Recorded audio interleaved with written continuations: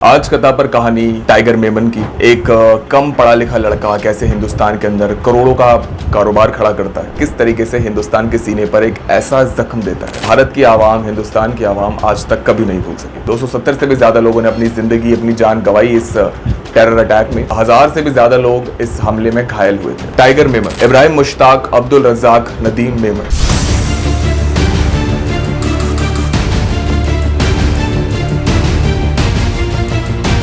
तो नमस्कार आप सभी को दोस्तों, मैं हूं आपके साथ मिहिर जैन और आज मेरे साथ है कैमरामैन उमर अंसारी। हिंदुस्तान में ऐसे बहुत से गैंगस्टर्स हुए हैं जिनका नाम गैंग वॉर के अलावा, क्राइम के अलावा टेररिज्म में आया है, जिसमें बहुत सारे नाम है, जिसमें हम अब्दुल लतीफ़ उर्फ रईस का नाम हम ले सकते हैं, दाऊद इब्राहिम का नाम ले सकते हैं। लेकिन इंडिया के अंदर बहुत कम ऐसे क्रिमिनल्स रहे हैं जिन्होंने कुछ ऐसी वारदातों को अंजाम दिया है जिसके जख्म आज भी हिंदुस्तान के सीने पर ताज़ा है। आज कथा पर कहानी टाइगर मेमन की। टाइगर मेमन की कहानी हमने कुछ महीनों पहले कथा पर भी सुनाई थी, लेकिन इस बार हमने सोचा कि कुछ और अच्छे रिविजन्स के साथ, कुछ अच्छे अमेंडमेंट्स के साथ एक बेहतर कहानी आपके सामने प्रस्तुत करते हैं टाइगर मेमन की।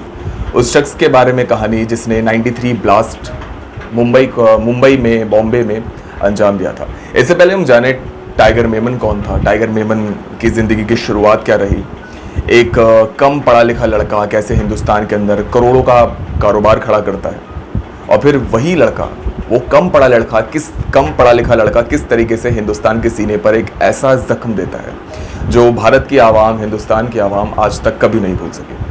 तो टाइगर मेमन को समझने से पहले समझते हैं कि 93 ब्लास्ट क्या था।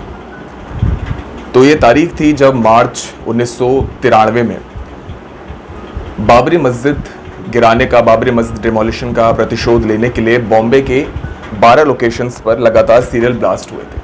सीरियल ब्लास्ट तकरीबन 12 सीरियल ब्लास्ट हुए थे बॉम्बे के अंदर, जिसमें तकरीबन 270 से भी ज़्यादा लोगों की मौतें हुई थी। और ये एक वेरीफाइड आंकड़ा है। 270 से भी ज़्यादा लोगों ने अपनी ज़िंदगी, अपनी जान गंवाई इस टेरर अटैक में, और 1000 से भी ज़्यादा लोग इस हमले में घायल हुए थे। गौरतलब है कि इस टेरर अटैक के अंदर, इस वारदात के अंदर पाकिस्तान का नाम सीधे तौर पर निकल कर आया था।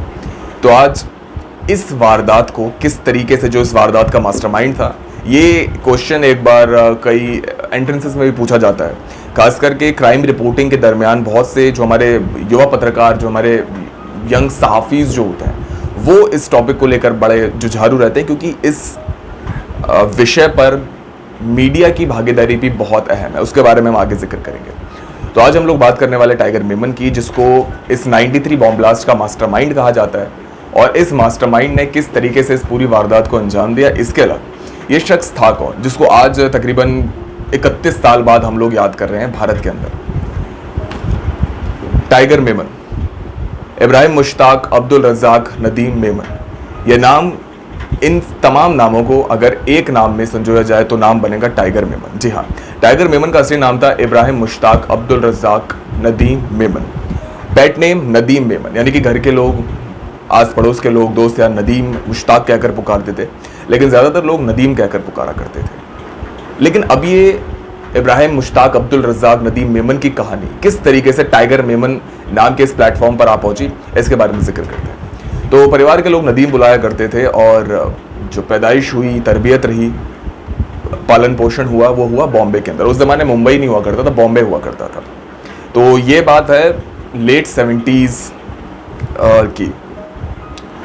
एक 10-12 साल का नौजवान, 12-15 साल का एक बच्चा बॉम्बे में पला बड़ा। बॉम्बे में एक माहिम नाम का एक इलाका है, जैसे दिल्ली की जाफराबाद की सड़कें, बड़ा तंग एक इलाका। तो बॉम्बे का इलाका माहिम में एक बिल्डिंग हुआ करती थी जिसका नाम था अल हुसैनी बिल्डिंग। 93 ब्लास्ट के बाद इस अल हुसैनी बिल्डिंग में बहुत से वाद विवाद छेड़े गए। इसके अलग भारत के तमाम पत्रिकाओं में, तमाम पत्रकारों को भी इस नाम से रूबरू होना ज़रूरी हो गया था, क्योंकि 270 से भी ज़्यादा लोग, तकरीबन 300 लोग जो इस वारदात में, जिन्होंने अपनी जान गंवाई थी, उस वारदात की चाबी, उस ताले की चाबी इसी अल हुसैनी बिल्डिंग से जुड़ी थी। तो बॉम्बे के अल हुसैनी बिल्डिंग माहिम इलाके में टाइगर मेमन का जन्म होता है, और इनके फादर, वैसे बचपन बड़ा ही गुर्बत में, बड़ी गरीबी में बीता टाइगर मेमन का। इनके वालिद साहब जो थे, इनके फादर, जिनका नाम था अब्दुल रज्जाक वैसे तो वेल्डिंग का काम किया करते थे माहिम के अंदर, लेकिन अब्दुल रज़ाक ने अपने जवानी के दिनों में क्रिकेट को अपना पेशा चुना था अपने जवानी के दिनों में, लेकिन उस ज़माने में जैसे आज के समय में हम लोग जो हमारे जो यंग क्रिकेटर्स होते हैं, इसके अलग जो इंडियन क्रिकेट टीम का जो एक शक्ल सूरत हाल हम लोग देखते हैं, उस ज़माने में क्रिकेट की जो हालत थी वो इतनी अच्छी नहीं थी।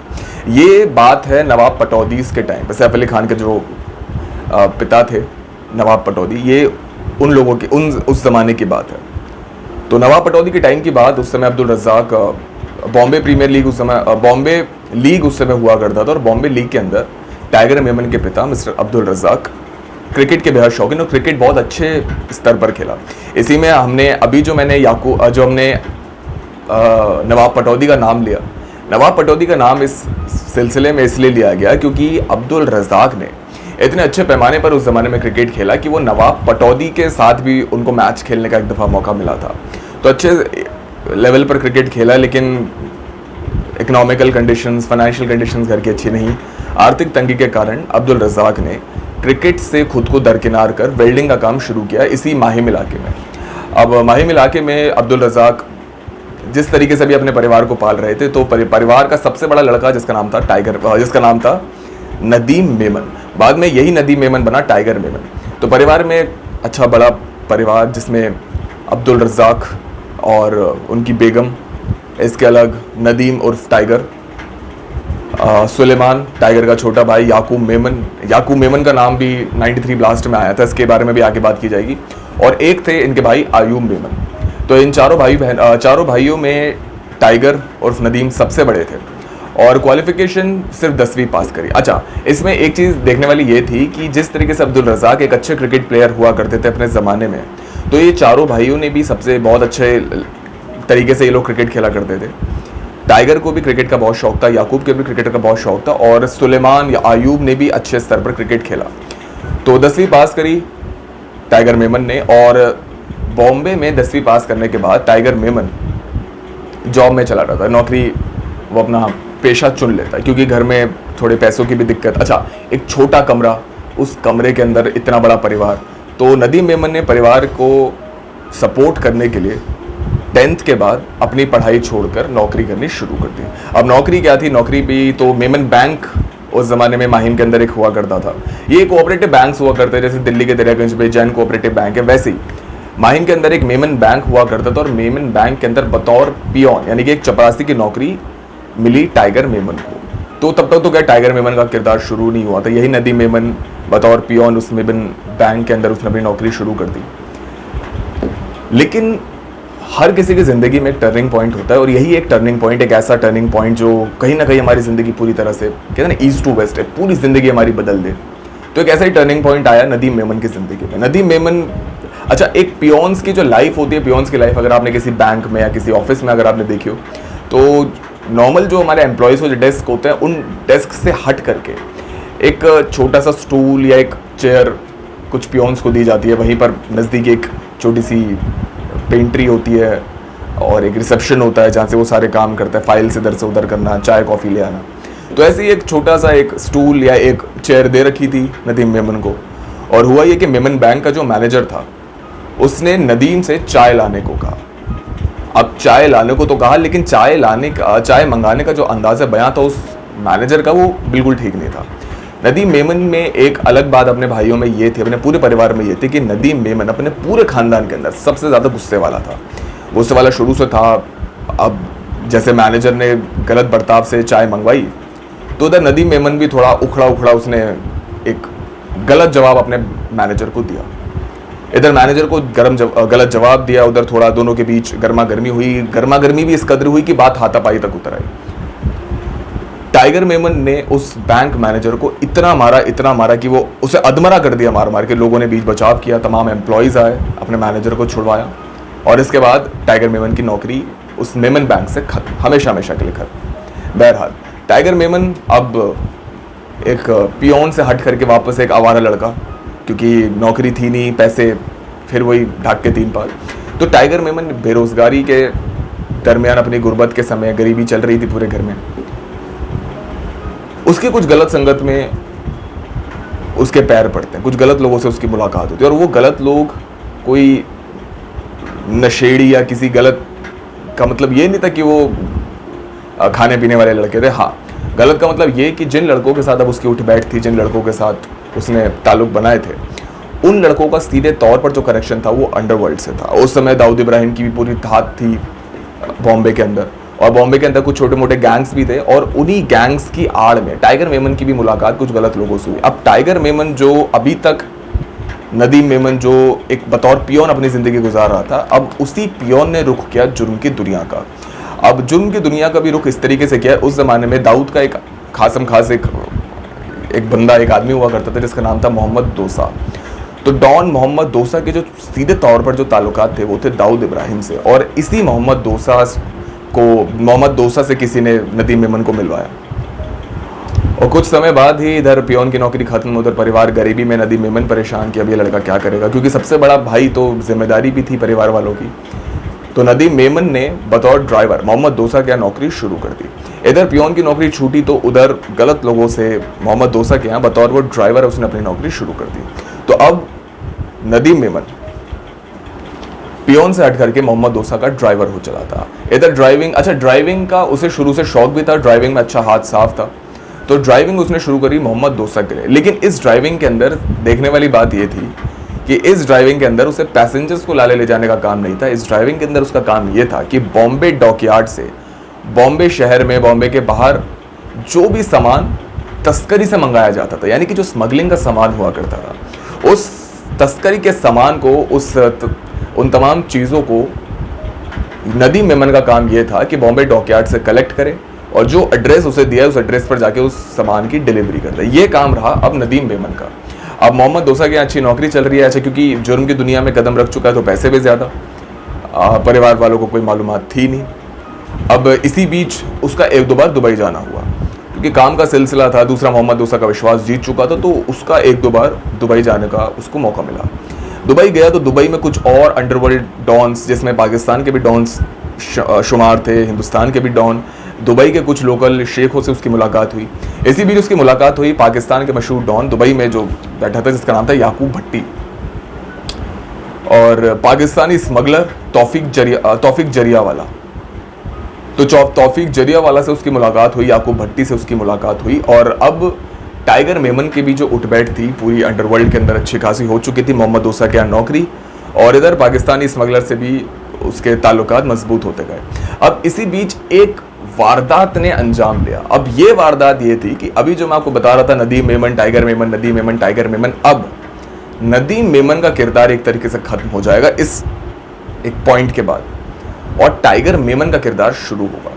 तो हुआ ये कि बॉम्बे डॉकयार्ड से उसको एक डिलीवरी करनी थी, तो बॉम्बे डॉकयार्ड पर उसको लीड मिली कि बॉम्बे डॉकयार्ड पर ये तुम्हारा सामान डिलीवर हो रहा है और इस सामान को ले जाकर तुम फला फला एड्रेस पर जाके डिलीवर कर दो। तो ये एक टास्क था टाइगर मेमन, नदीम मेमन के पास, और नदीम मेमन अपनी गाड़ी लेकर पहुंचा बॉम्बे डॉकयार्ड। लेकिन इसमें देखने वाली बात यह हुई कि किसी मुखबिर ने बॉम्बे डॉकयार्ड की मुखबिरी कर दी बॉम्बे पुलिस को। अब इधर बॉम्बे पुलिस को जैसी मुखबिरी की तो बॉम्बे पुलिस ने भी अपने हाथ पैर समेटे, सर्वेलांस रखना शुरू किया कि जैसे ही इनका स्मगलर यहाँ डॉकयार्ड पर पहुंचेगा हम ढाबा बोल देंगे, उसे अरेस्ट कर लेंगे। तो हुआ भी यही, बॉम्बे डॉकयार्ड पर जैसी टाइगर मेमन या नदीम मेमन की गाड़ी पहुंची तो इधर नदीम मेमन ने अपने डिक्की में सामान, सारा अपना स्मगलिंग का सामान रखा, उधर बॉम्बे पुलिस की सरकारी गाड़ी उसको अरेस्ट करने के लिए आ पहुंची। जैसे ही पुलिस ने टाइगर मेमन को, नदीम मेमन को गिरफ्तार करने के लिए आगे बढ़ी, उसी समय नदीम मेमन अपनी गाड़ी लेकर डॉकयार्ड से निकल गया। इधर नदीम मेमन अपनी गाड़ी में पूरा जो भी उसका सोने जवाहरात जो भी चीज़ें थी, स्मगलिंग का सामान अपनी गाड़ी में रख के तेज़ गाड़ी चला रहा था, उधर पीछे बॉम्बे पुलिस की गाड़ी। अब उस समय, उससे पहले एक फिल्म रिलीज हुई थी, शायद आपने उस फिल्म का नाम सुना होगा, डॉन, अमिताभ बच्चन की डॉन, की किस तरीके से underworld mafia, underworld don Bombay police को चकमा देकर रॉन्ग साइड गाड़ी चला रहा है, फुटपाथ पर गाड़ी चला रहा है, तंग गलियों में गाड़ी चला रहा है। वैसा ही एक मंजर बनाया बॉम्बे के अंदर इसी नदीम मेमन ने। नदीम मेमन ने क्या किया, बॉम्बे पुलिस को पीछे छोड़ने के लिए, खुद का पीछा छुड़ाने के लिए, उसे जहां जगह मिली, चाहे वो रॉन्ग गलियां हो, चाहे वो रॉन्ग साइड हो, चाहे वो तंग गलियां हो, चाहे वो फुटपाथ हो, चाहे पेडेस्ट्रियन पाथ हो, जेब्रा क्रॉसिंग हो, बॉम्बे की तंग सड़कों पर उस समय नदीम मेमन अपनी गाड़ी दौड़ा रहा था। पीछे पुलिस की गाड़ी, पुलिस को भी पूरा अपना लॉ एंड ऑर्डर फॉलो करना होता है, लेकिन पुलिस की गाड़ी कहीं से कहीं तक नदीम मेमन को पकड़ ही नहीं सकती थी, क्योंकि नदीम मेमन की स्पीड तेज, एक यंग लड़का, तो वो ना आओ देख रहा था ना ताओ देख रहा था, कोई इसके गाड़ी के नीचे आ रहा है, कोई इसके गाड़ी के सामने आ रहा है, उसे बस अपनी गाड़ी दौड़ाने से मतलब था और अपनी डिलीवरी करके खुद को बाहिफाजत वहां से निकलना था उसे। और हुआ भी ऐसा ही। बॉम्बे पुलिस की गाड़ी बहुत पीछे छूट गई है और एक समय पर बॉम्बे पुलिस ने उसका पीछा करना बंद कर दिया। जब देखा कि अब ये हाथ नहीं आएगा, बॉम्बे पुलिस ने पीछा करना बंद कर दिया और टाइगर मेमन ने, नदीम मेमन ने उस डॉकयार्ड से निकलकर अपने पूरे स्मगलिंग के सामान की डिलीवरी जहां उसे जो पता बताया था उस पते पर जाकर कर दी। जैसे ही ये खबर अंडरवर्ल्ड के कुछ डॉन, कुछ माफियाओं तक पहुंची, कुछ अंडरवर्ल्ड मेंबर्स तक पहुंची, तो पूरे अंडरवर्ल्ड के अंदर एक खलबली मच गई कि भाई ये बॉम्बे के अंदर ये कौन सा नया लड़का है जिसने इस तरीके से पुलिस को चकमा दिया, अपना काम पूरा किया, सब कुछ पूरा किया। ये खबर दाऊद इब्राहिम तक भी पहुंची। दाऊद इब्राहिम भी काफ़ी इंप्रेस हुआ टाइगर मेमन से, 2 साल के लिए तो काम कर ही रहा था। तो इसी सब के कारण बॉम्बे अंडरवर्ल्ड मेंबर्स ने नदीम मेमन को एक नाम दिया टाइगर, कि टाइगर मतलब चीते सी रफ्तार से उसने अपने काम को अंजाम दिया, बॉम्बे पुलिस की आंखों में धूल झोंक दी। तो रातों रात अब ये टाइगर मेमन नदीम मेमन से हट करके टाइगर मेमन के किरदार में भी अपना पूरी तरीके से नदीम मेमन आ चुका था। तो अब नदीम मेमन का किरदार खत्म, टाइगर मेमन का किरदार शुरू। इसके बाद बॉम्बे अंडरवर्ल्ड में धाक जम गई, दुबई तक कहानी पहुंची, पाकिस्तान तक कहानी पहुंची, दुबई के जरिए पाकिस्तान तक कांटेक्ट बनी चुके थे। तो अब ये अंडरवर्ल्ड डॉन बन चुका था टाइगर मेमन। इसी बीच एक चीज़ और ये हुई कि बॉम्बे में उस समय एनकाउंटर्स का सिलसिला शुरू हो चुका था, क्योंकि मनिया सुरवे को एनकाउंटर में पुलिस ने मार दिया था, पठान गैंग इस ओर खत्म हो चुका था, बहुत सारी चीज़ें एक आपाधापी बॉम्बे अंडरवर्ल्ड में देखी जा रही थी। इधर पठान गैंग खत्म, इधर मनिया सुरवे खत्म, और अरुण गवली जैसे बड़े बड़े जो गैंगस्टर्स थे वो सब अपना एक साम्राज्य जो था या तो कोई समेटने में लगा था या उस साम्राज्य को छिपाने में लगा था। तो इसी बीच हुआ ये कि एनकाउंटर के डर से मोहम्मद दोसा दुबई चला गया। इधर मोहम्मद दोसा दुबई गया तो इधर बॉम्बे का धंधा संभाला टाइगर मेमन ने। तो अब टाइगर मेमन जो बतौर राइट हैंड, जो बतौर ड्राइवर मोहम्मद दोसा के यहाँ शामिल हुआ था, वो मोहम्मद दोसा का राइट हैंड बन चुका था। तो टाइगर ने बॉम्बे का पूरा धंधा संभाला, दोसा दुबई में, तो इधर पैसे भी बढ़े, धंधा भी बढ़ा। तो टाइगर मेमन ने जिस अल हुसैनी बिल्डिंग के एक छोटे से कमरे में पूरा परिवार किराए पे रहा करता था, अब वो समय आया जब टाइगर मेमन ने उसी अल हुसैनी बिल्डिंग के अंदर 2 फ्लैट्स खरीद लिए। इधर 2 फ्लैट्स खरीदे टाइगर मेमन, अपनी इकोनॉमिक फाइनेंशियल कंडीशंस उसने सुधारी। तो जैसे ही घर में अच्छी आमदनी होनी शुरू हुई तो इधर अब्दुल रज़ाक ने भी रिटायरमेंट ले लिया। उधर टाइगर मेमन जो महज 10वीं पास करके धंधे में, कारोबार में उलझा हुआ था, अब उसी टाइगर मेमन ने अपने तीनों छोटे भाइयों को पढ़ाना लिखाना शुरू किया। इन तीनों में सबसे ज़्यादा पढ़ा लिखा जो था वो था याकूब मेमन। याकूब मेमन की क्वालिफिकेशन की यदि हम बात करें तो याकूब मेमन ने चार्टर्ड अकाउंटेंसी पास करी थी, यानी वो एक सीए था। इसके अलग उसने इंग्लिश में अपना पोस्ट ग्रेजुएशन किया था, एमए इन इंग्लिश और चार्टर्ड अकाउंटेंट, ये क्वालिफिकेशन थी याकूब मेमन की। पूरे मेमन परिवार में सबसे ज़्यादा पढ़ा लिखा याकूब मेमन ही था। इधर टाइगर ने भी अपने धंधे को और आगे बढ़ाने के लिए, अच्छा जुर्म की दुनिया में एक चीज़ देखी ये जाती है कि कोई भी गैंगस्टर या कोई भी अंडरवर्ल्ड डॉन माफिया, एक काम उसका असल होता है जिससे वो इलीगल बिजनेस भी कह सकते हैं, कुछ भी अपना गैर कानूनी धंधा जो करते हैं, इसके अलग वो हमेशा कोई ना कोई एक कानूनी धंधा भी करते हैं, सरकार की नज़रों में, लोगों की नज़रों में धूल झोंकने के लिए। यही काम किया टाइगर मेमन ने भी। टाइगर मेमन ने अपना एक टूर एंड ट्रैवल्स का काम शुरू किया, अच्छे ड्राइवर्स हायर किए और उसने अपना टूर एंड ट्रैवल्स का काम शुरू किया। लेकिन असल काम था उसका हवाला, मनी लॉन्ड्रिंग, इसके अलावा स्मगलिंग, ये सारे उसके असल कारोबार थे।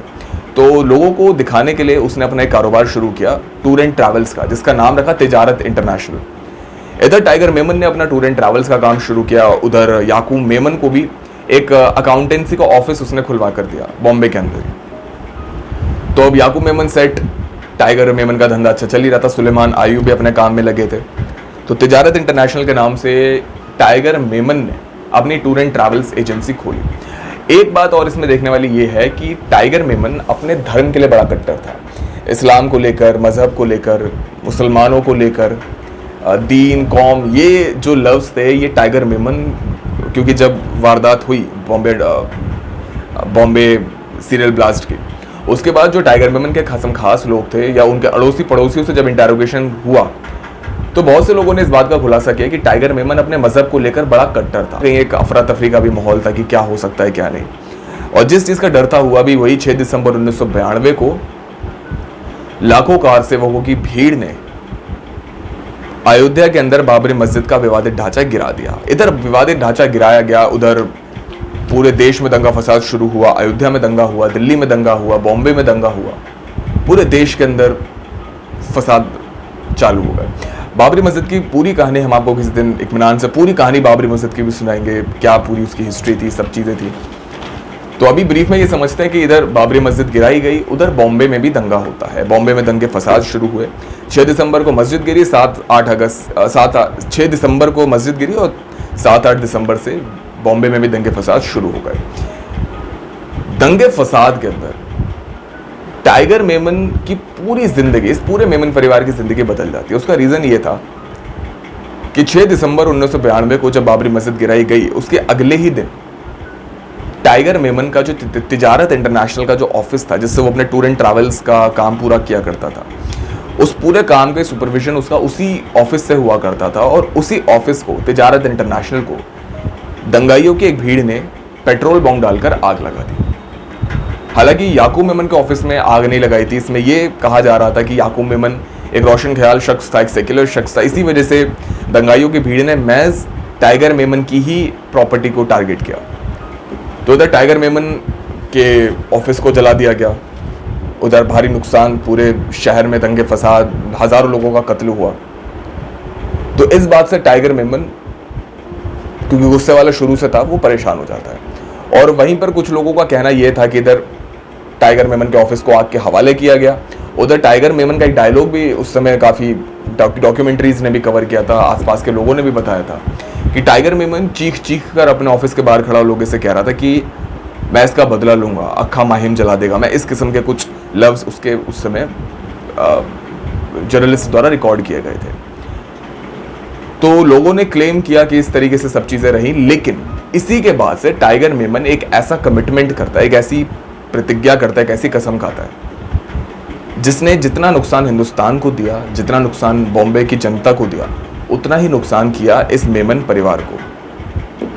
होता यह है कि दिसंबर के महीने में टाइगर मेमन रुख करता है दुबई का। अब जैसे दुबई पहुंचता है, दुबई में कई पाकिस्तानी डॉन, पाकिस्तानी माफियाज होते हैं। एक मीटिंग की जाती है, उस मीटिंग में पाकिस्तानी डॉन भी मौजूद होते हैं, उस मीटिंग में कुछ इंडियन डॉन्स भी मौजूद होते हैं। और मज़े की बात है कि जितने भी ये लोग थे, ये सब मुसलमान थे।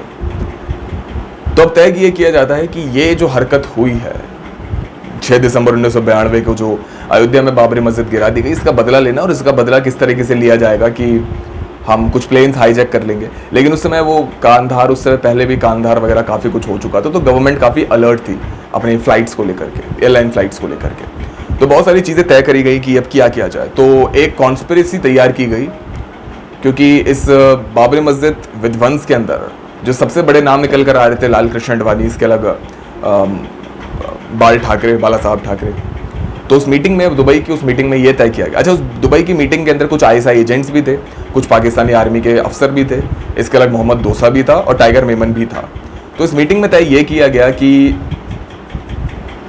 बॉम्बे के अंदर घुसकर ही ठाकरे को उड़ा देंगे, इसके अलग लाल कृष्ण अडवाणी को मार देंगे, बाला साहब ठाकरे को उड़ा देंगे, दिल्ली में ब्लास्ट करेंगे, गुजरात में, मतलब बहुत सारे एक कॉन्स्पिरेसीज की गई। लेकिन इन कॉन्स्पिरेसीज का कोई परिणाम निकलकर आया नहीं। आखिर में तय यह किया जाता है कि बॉम्बे को टारगेट किया जाएगा और बॉम्बे के अंदर सीरियल ब्लास्ट होंगे। अब इसमें एक चीज़ देखने वाली बात यह है कि सीरियल ब्लास्ट तो बॉम्बे के अंदर होंगे, लेकिन जो शक्ल हमने 93 ब्लास्ट की देखी, असल में ये इनका मंसूबा था ही नहीं। कॉन्स्पिरेसी ये नहीं थी कि 270 लोगों को उड़ाना है, कॉन्स्पिरेसी ये थी कि आधा बॉम्बे उड़ाना है। उसका कारण मैं आपको अगर बताऊं तो बॉम्बे के अंदर 12 बॉम्ब ब्लास्ट हुए थे, जिसमें से एक ब्लास्ट हो नहीं पाया था क्योंकि कुछ एक टेक्निकल एरर की वजह से वो RDX डेटोनेटर में घुस गया, कुछ इस तरीके से कोई चीज़ हुई थी, तो एक ब्लास्ट उनका ख़राब हो गया था। इसके अलग बहुत सा RDX बॉम्बे में पकड़ा गया था। कुछ लोगों ने मुखबिरी करी टाइगर मेमन की भी। बहुत से AK-56 ये असला बॉम्बे से बरामद किया गया, बॉम्बे के नज़दीक के शहरों से बरामद किया गया। तो जब बरामद किया गया तो पता लगा इतना आरडीएक्स और इतना असला उस समय बॉम्बे के अंदर टाइगर मेमन ने स्मगल कराया था कि अगर ये अपने असल मंसूबों में कामयाब हो जाते तो आधा बॉम्बे वो लोग रातों रात उड़ा सकते थे। बहरहाल वो चीज़ भगवान का शुक्र है कि नहीं हो पाई। लेकिन इसमें देखने वाली बात यह है कि जितने भी ये असले, गोला बारूद, आरडीएक्स, डिटोनेटर्स, AK-47, जितना भी असला बॉम्बे पुलिस ने जब्त किया, सीबीआई ने जब्त किया, इन सब के कोड्स, इन सब के नंबर्स देख के ये शिनाख्त की गई कि ये सारा सामान, ये सारा गोला बारूद पाकिस्तान आर्मी का है। तो सीधे तौर पर इस बात का भी खुलासा हुआ कि ISI, Pakistan army, Pakistan intelligence tiger Memon के साथ इस ब्लास्ट को उन्होंने एग्जीक्यूट किया। तो ये एक बड़ा खुलासा हुआ था इसमें। तो इसके अंदर हुआ ये, जब तय हुआ गया कि ठीक है हम सीरियल ब्लास्ट करेंगे बॉम्बे के अंदर, तो टाइगर मेमन ने फिर सबसे पहले इनका जो टारगेट था वो ये कि सबसे पहले रिक्रूटमेंट करना है, बजट सेट करना है। इस बजट के अंदर कहते हैं दाऊद का भी पैसा था, टाइगर मेमन ने भी इसको फाइनेंस किया, पाकिस्तान से भी बहुत ज़्यादा फंडिंग निकल कर आई, दुबई के भी कुछ लोगों ने फंडिंग करी। एक इस्लामिक फंडिंग इसको उस समय एक नाम एक टैग दिया गया था। तो इसके बाद हुआ ये कि रिक्रूटमेंट किया जाए, तो रिक्रूटमेंट के लिए सबसे जो एक डिसिप्लिन लड़के थे वो सारे बॉम्बे के ही थे। इसी वजह से तय ये किया गया कि बॉम्बे में ब्लास्ट करना है तो पाकिस्तान से ज़्यादा अच्छा रहेगा कि रिक्रूटमेंट बॉम्बे के अंदर हो। तो बॉम्बे के अंदर रिक्रूटमेंट हुआ, सब लड़के टाइगर मेमन की ही देख रेख में ट्रेंड हुए। ट्रेनिंग इनकी पाकिस्तान में हुई थी, क्योंकि इसके बाद जब एक स्लीपर सेल पकड़ा गया जिसका नाम था बादशाह खान, तो बादशाह खान ने पूरा इस चीज़ का खुलासा किया था बॉम्बे पुलिस के सामने कि उनकी ट्रेनिंग जो थी वो पाकिस्तान में हुई थी। तो पाकिस्तान में किस तरीके से वो लोग गए, किस तरीके से सब चीज़ें, एक जो कॉन्स्पिरेसी प्लान की गई थी उसकी कहानी एक अलग वीडियो में एक बेहतर तरीके से पूरा डिटेल में बताएंगे, वो ज़्यादा मज़ेदार होगा। तो आज की इस वीडियो में हम ओवरव्यू ले रहे थे। तो हुआ ये, पाकिस्तान में जाके ट्रेनिंग हुई, इसके बाद स्पॉट्स तैयार किए गए, कहाँ कहाँ बॉम्ब लगाएंगे, कौन कौन सी जगहों को टारगेट करेंगे। तो उनका एक टारगेट जो फेल हुआ था वो ये था कि बाला साहब ठाकरे को उड़ाना है। तो बाल ठाकरे को उड़ाने के लिए शिवसेना भवन के बाहर भी एक बॉम्ब प्लांट किया गया, लेकिन किस्मत थी कि बाल ठाकरे को कुछ हुआ नहीं। अगर हो जाता तो बॉम्बे की सड़कों पर बहुत कत्लेआम होता, कि इधर हिंदू मुस्लिम होने के चांसेस थे। खैर वो चीज़ नहीं हुई। लेकिन जब ब्लास्ट हुए बॉम्बे के अंदर, जिस समय धमाके लगातार हो रहे थे, इधर ये धमाका, उधर वो धमाका, उधर कहीं मोहम्मद अली के बाहर से खबर आ रही है, कभी लकी पेट्रोल पंप से खबर आ रही है, कभी कहीं से खबर आ रही है, तो बॉम्बे पुलिस पैनिक कर गई। बस में ब्लास्ट हुआ, सबसे ज़्यादा मौतें उसी बस ब्लास्ट के अंदर, बस के अंदर सवार लोगों की हुई थी। तो उधर बॉम्बे पुलिस संभल नहीं पा रही थी। बॉम्बे पुलिस को एक लीड नहीं मिल रही थी, हो क्या रहा है, कोई इंटेलिजेंस नहीं, कोई खबर नहीं। तो इधर बॉम्बे में जैसे ही ब्लास्ट का सिलसिला थमा, उधर बॉम्बे पुलिस ने अपनी तफ्तीश शुरू करी। लेकिन तफ्तीश के अंदर सबसे बड़ी दिक्कत ये थी कि बॉम्बे पुलिस के पास कोई इंटेलिजेंस, कोई लीड थी ही नहीं। अरेस्ट लोगों को किया गया, लेकिन पता ही नहीं कि अरेस्ट करना किसे है, मंसूबे क्या है, किसने किया है, क्या नहीं किया है। लेकिन ये कहते हैं कि अगर टाइगर मेमन की तरफ से एक गलती ना होती तो ये पूरा मामला पता ही नहीं लगता था उम्र हिंदुस्तान की सरकार को कि इस पूरी कॉन्स्पिरेसी के पीछे टाइगर मेमन नाम का एक इंडियन स्मगलर शामिल है। हुआ ये कि बॉम्बे की जिस अल हुसैनी बिल्डिंग के अंदर टाइगर मेमन का घर था, उसी बॉम्बे अल हुसैनी बिल्डिंग के बेसमेंट में एक गराज था, जहाँ पे टाइगर मेमन की एक ओमनी वैन, जो ओमनी वैन हमने कई बार सड़कों पर भी देखे होगी, तो एक ओमनी वैन थी जिसके अंदर कुछ AK-46, कुछ RDX, थोड़ा सा गोला बारूद, ये सब चीज़ें जब्त की गई। तो यहाँ से पुलिस को ये मालूम पड़ा था कि इस बॉम्बे की अल हुसैनी बिल्डिंग के अंदर कुछ गड़बड़ है, क्योंकि यहाँ से एक वैन जब्त हुई थी। दूसरी बात ये हुई कि वैन जो थी, उस वैन का जब वेरिफिकेशन किया गया, उसका नंबर चेक किया गया, तो पता ये लगाया गया कि ये किसी रूबीना सुलेमान मेमन, जो कि सुलेमान की वाइफ थी, रूबीना उनका नाम था, तो रूबीना सुलेमान बेगम की ये वैन थी, जिसके फैमिली मेंबर, जिसमें जाहिर जानते टाइगर मेमन उनके भाई के बड़े भाई थे, तो रूबीना सुलेमान मेमन की वो गाड़ी थी जिनके नाम पर वो गाड़ी रजिस्टर्ड थी। इसके अलावा हमने जिस बताया कि एक ब्लास्ट हो नहीं पाया था बॉम्बे के अंदर, तो वो एक स्कूटर था जिसके अंदर बॉम्ब प्लांट किया गया था, लेकिन वो स्कूटर फटा नहीं। तो उस स्कूटर को जब चेक किया गया तो देखा कि इसमें तो RDX है, बॉम्ब है, और ये नहीं फटा। वो किस्मत थी आसपास के लोगों की। उसका जब रजिस्ट्रेशन नंबर चेक किया गया तो वहाँ पे भी रजिस्ट्रेशन नंबर जो था वो अल हुसैनी बिल्डिंग का नज़र आया। तो इधर बॉम्बे पुलिस को एक नहीं दो क्लूज मिले थे कि उधर वो वैन रूबीना सुलेमान मेमन के नाम, उधर स्कूटर का रजिस्ट्रेशन नंबर अल हुसैनी बिल्डिंग का। तो बॉम्बे पुलिस ने अल हुसैनी बिल्डिंग को इंटेरोगेट करना शुरू किया। पता ये लगा कि पूरी अल हुसैनी बिल्डिंग में पूरी रिहाइश है, लोग बाहर रहते हैं, कोई परेशानी नहीं, कोई एस्केपिज्म कुछ भी नहीं था।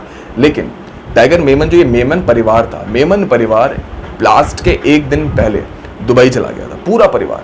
टाइगर मेमन ने अपने पूरे परिवार को एक ही दिन में बॉम्बे से निकाल करके दुबई में शिफ्ट कर दिया था। तो घर के बाहर ताला, फ्लैट के बाहर। आसपास पूछताछ हुई तो पुलिस को कोई खास लीड मिली नहीं, तो पुलिस ने फ्लैट के अंदर अपना रुख किया, फ्लैट ताला तोड़ा, फ्लैट की तलाशी ली। फ्लैट की तलाशी में पुलिस को एक स्कूटर की चाबी मिलती है।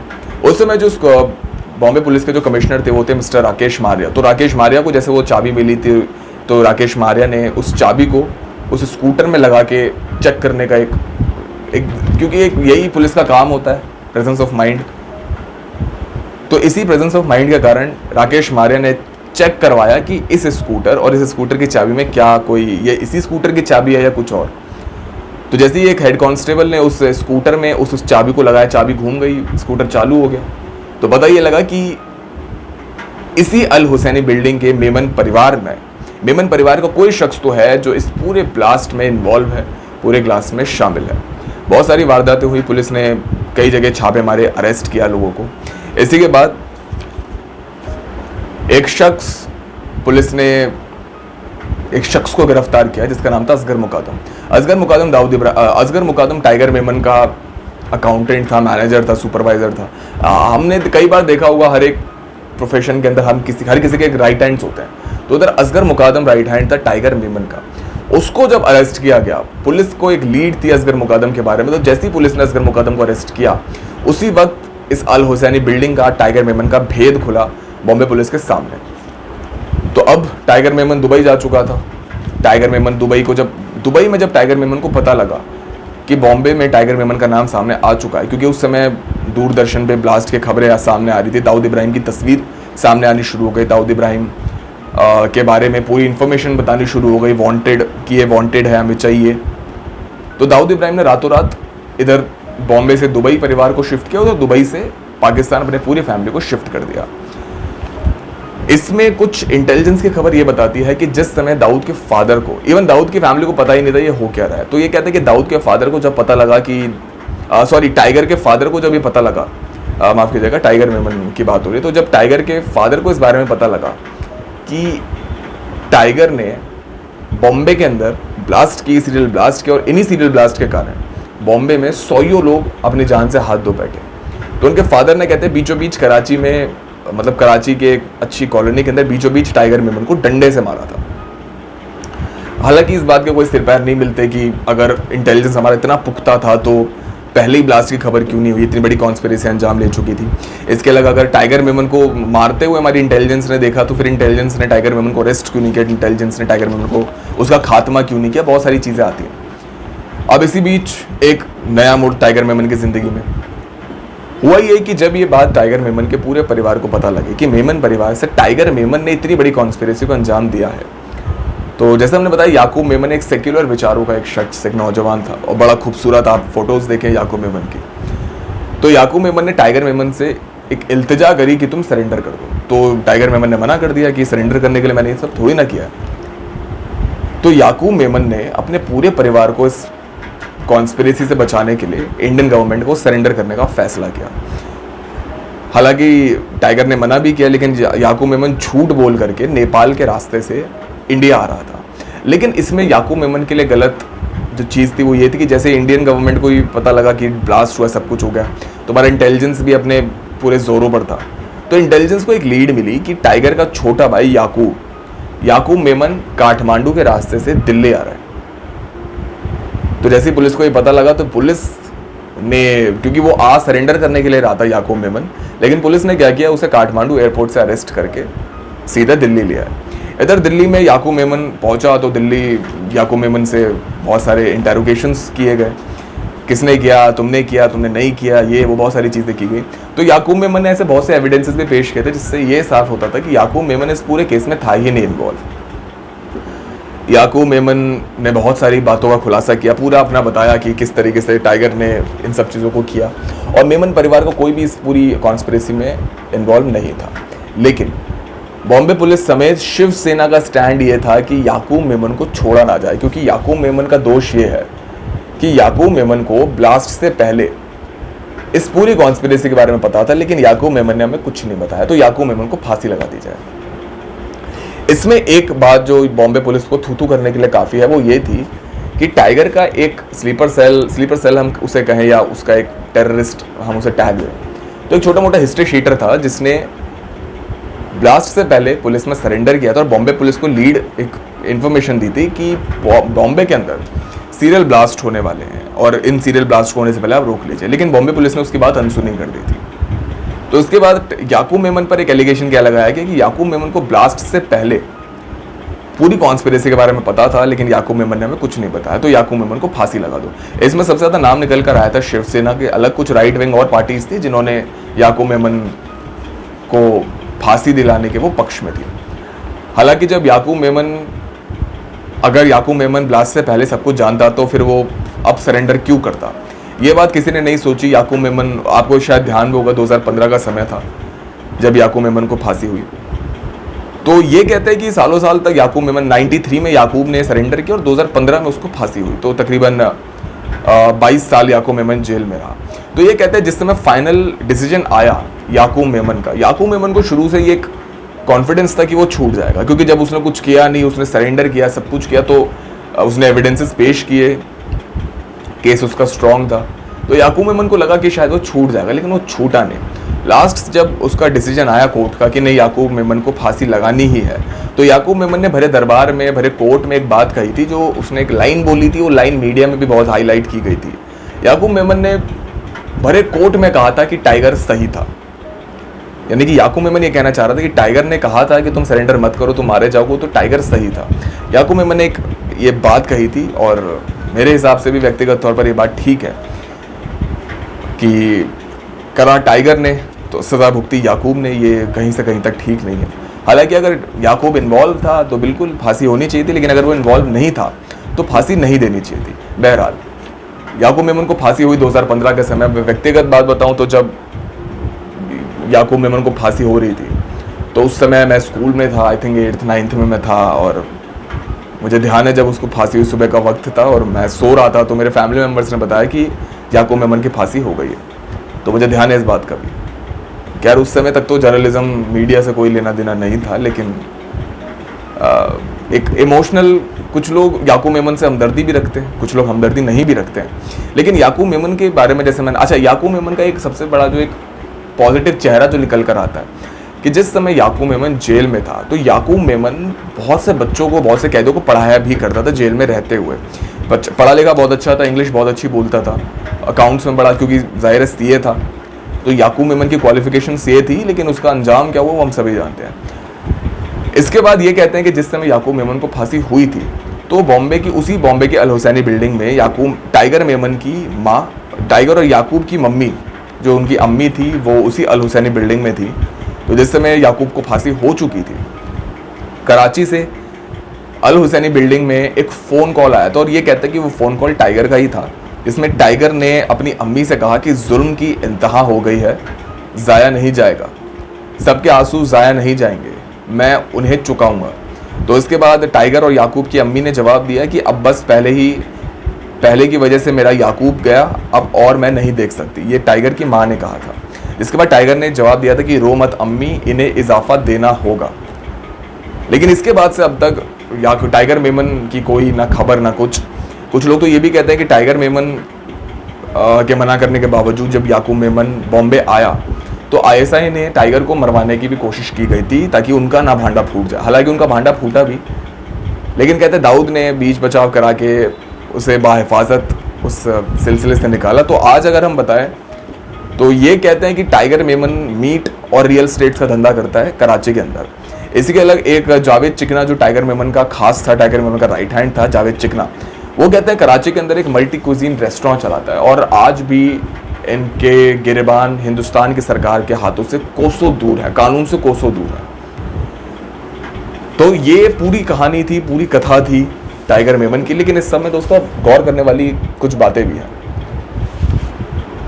ब्लास्ट किया था टाइगर मेमन ने, लेकिन फांसी हुई याकूब मेमन को। जिन स्लीपर सेल्स ने, जिन टेररिस्ट ने बॉम्बे की सड़कों को खून से रंगा था, बॉम्बे की सड़कों पर लगातार धमाके किए थे, उनमें से ज्यादातर लड़के सरकारी गवाह बन चुके थे, उन्हें सजा नहीं हुई। क्योंकि हमारा भारत का संविधान है कि अगर आप सरेंडर करते हैं, अगर आप सरकारी गवाह बन जाते हैं तो आपको सजा नहीं होती। आप कुछ लोग शायद छूट भी गए बेल पर, कुछ लोग अंदर है लेकिन जिंदा है। याकूब मेमन के बारे में केवल हम नहीं, ऐसे बहुत से बड़े बड़े राइटर्स, ऑथर्स इस बात की पुष्टि करते हैं कि नहीं, याकूब मेमन इसमें सीधे तौर पर इन्वॉल्व नहीं था जिसको फांसी लगाई गई। याकूब मेमन का बिहेवियर भी कहते हैं कि बॉम्बे के अंदर अल हुसैनी में काफ़ी लोग पसंद किया करते थे। टाइगर बड़ा गुस्से वाला था, टाइगर बहुत कट्टर था, लेकिन याकूब ऐसा नहीं था। लेकिन इजाफा किसने दिया? याकूब मेमन ने। और आज भी कानून के गिरफ्त से दूर कौन है? टाइगर मेमन। तो टाइगर मेमन की इस कहानी को सुनने के बाद अब आप अंदाज़ा लगाएं कि वास्तव में याकूब मेमन बेकसूर था या याकूब मेमन कल्प्रिट था। आप अंदाज़ा लगाएं कि टाइगर मेमन कि जो सरकार, जो हुकूमत, सरकार कहना गलत नहीं होगा, जो भारत की हुकूमत पिछले तकरीबन 2024 और 93, तो तकरीबन पिछले 31 साल से जिस शख्स को नहीं पकड़ पाई, जिस शख्स को नहीं गिरफ्तार कर पाई, क्या आप उसे गिरफ्तार कर सकेगी? आप गिरफ्तार करने का कोई फ़ायदा है? तो ये पूरी कहानी थी टाइगर मेमन की। और इसके अलग अब हम चाहते हैं कि आपका इस वीडियो पे थोड़ा प्यार मिले, भरपूर प्यार मिले, ताकि इसी कड़ी में हम इससे जुड़ी बॉम्बे अंडरवर्ल्ड की, बॉम्बे ब्लास्ट की, इसके अलग कॉन्स्पिरेसी क्रिएशंस की हम कहानी सुनाए, 93 ब्लास्ट को लेकर बाबरी मस्जिद विध्वंस की कहानी सुनाए, 26/11 की कहानी सुनाए। तो उसके लिए आपका प्यार चाहिए, भरपूर प्यार दे हमारी वीडियोस पर, हमारे चैनल को, और देखते रहें हमारे इस चैनल को लगातार। और हम उम्मीद करते हैं कि आप अच्छे होंगे और अपना ख्याल रखें। तो इस सब पर आपकी क्या राय है दोस्तों, हमें कमेंट करके ज़रूर बताएं। और अभी तक अगर आपने हमारे चैनल कथा को सब्सक्राइब नहीं किया है तो तुरंत सब्सक्राइब करें और साथ ही बेल आइकन को भी ज़रूर दबाएं ताकि आपको हमारी तमाम वीडियोस की नोटिफिकेशन सबसे पहले मिल सके। कैमरामैन उमर अंसारी के साथ मिहिर जैन, कथा।